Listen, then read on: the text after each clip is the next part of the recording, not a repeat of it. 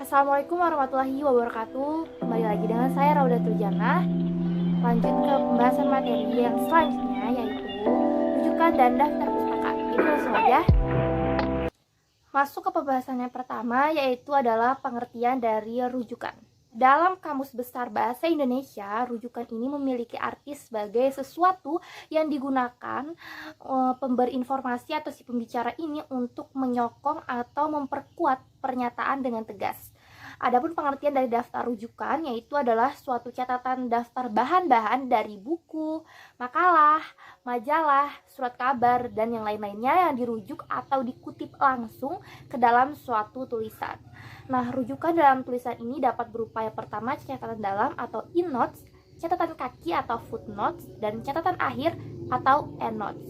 Tata cara penulisan rujukan. Ada 3 bentuk penulisan rujukan, yaitu yang pertama ada body notes atau catatan tubuh, penulisan rujukan yang langsung ditulis dalam teks kutipan.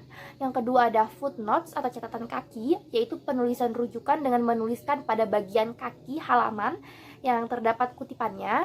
Dan yang ketiga adalah endnote atau catatan akhir, yaitu penulisan rujukan dengan menuliskan pada bagian akhir karangan atau setelah kesimpulan dan sebelum daftar pustaka. Adapun tata cara penulisan dari body notes, yang pertama ditulis di akhir teks kutipan, tetapi dalam hal tertentu itu bisa di awal dan di tengah. Yang kedua, rujukan ditulis di dalam kurung.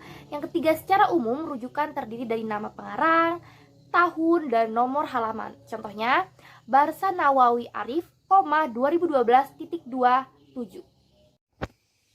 Penulisan footnote atau catatan kaki sendiri ini mempunyai kelebihan dibandingkan dengan catatan tubuh, yaitu yang pertama, catatan kaki mampu menunjukkan sumber referensi ini dengan lebih lengkap. Yang kedua, selain sebagai penunjukan referensi, catatan kaki ini juga dapat berfungsi untuk memberikan catatan penjelas yang diperlukan. Yang ketiga, catatan kaki dapat digunakan untuk merujuk bagian lain dari sebuah tulisan.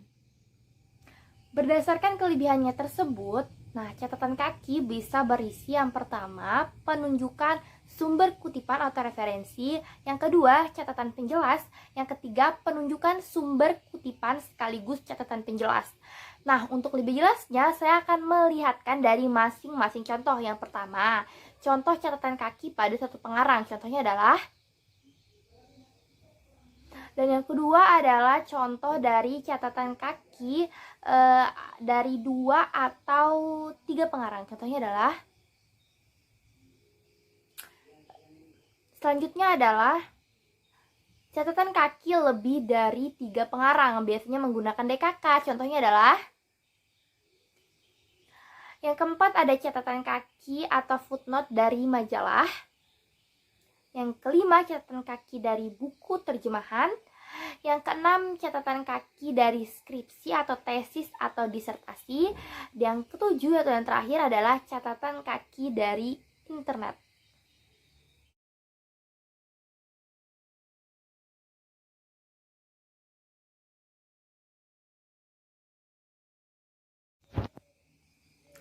Nah, selanjutnya masuk ke bagian tata cara penulisan endnote. Yang pertama, penulisan endnote ini sama dengan footnote, sehingga tata cara penulisan yang berlaku dalam endnote ini sama dengan tata cara penulisan pada footnote. Yang kedua, perbedaan endnote dan footnote terletak di bagian akhir suatu karya tulis ilmiah, sedangkan footnote diletakkan pada bagian kaki halaman yang terdapat di kutipan. Masuk ke bagian daftar pustaka. Adapun pengertian dari daftar pustaka. Jadi daftar pustaka ini merupakan daftar yang berisi semua buku atau tulisan ilmiah yang menjadi rujukan dalam melakukan karya tulis ilmiah atau penelitian. Adapun manfaatnya yaitu yang pertama, memenuhi etika penulisan. Yang kedua, bentuk ucapan terima kasih penulis kepada penyumbang data penelitian. Yang ketiga, berbagai pendukung ide seorang penulis. Adapun tujuan daftar pustaka yaitu adanya daftar pustaka ini antara lain bertujuan untuk membantu para pembaca ini dalam mencari secara detail topik yang terkait dalam suatu penulisan karya tulis ilmiah. Adapun tujuan lainnya yaitu adalah sebagai petunjuk apresiasi dari penulis terhadap karya orang lain yang dijadikan referensi atau masukan dalam menyusun suatu kalimat dalam sebuah karya tulis. Masuk ke poin struktur dan tata cara penulisan daftar pustaka. Jadi langsung aja, yang pertama, penulisan daftar pustaka dari sumber buku. Yang pertama adalah nama penulis. Nah, ingatlah untuk selalu menuliskan nama belakang penulis terlebih dahulu, kemudian tanda koma, dan dilanjutkan nama bagian nama depan dan tengah dari penulis. Yang kedua, tahun terbit. Yang ketiga, judul. Tuliskan judul buku secara lengkap dan jangan lupa penulisan judul dibuat dengan tulisan miring. Yang keempat, tempat terbit. Cantumkan kota penerbitan. Dan yang terakhir, nama penerbit.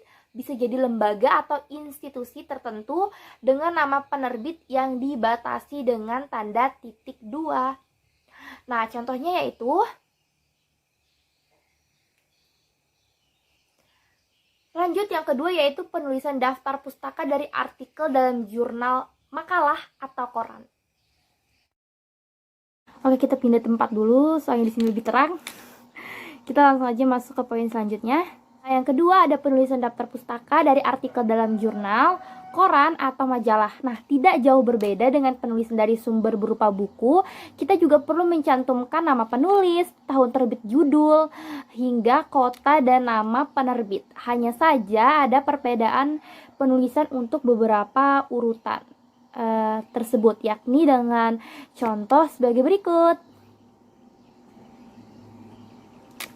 Masuk poin yang ketiga, yaitu penulisan daftar pustaka dari internet. Yang pertama, cara penulisan nama untuk artikel daring tidak berbeda dengan penulisan nama dari sumber buku maupun dari artikel. Yang kedua, tuliskan tahun penayangan dari artikel tersebut. Yang ketiga, judul artikel daring tidak ditulis secara italik, melainkan hanya diapit kutip. Yang keempat, jangan lupa menyalin alamat URL dari artikel tersebut agar dapat diakses jika ada yang ingin membuktikan keasliannya.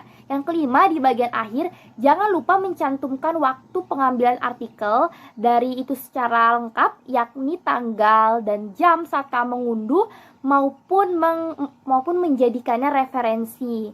Adapun contohnya yaitu ini.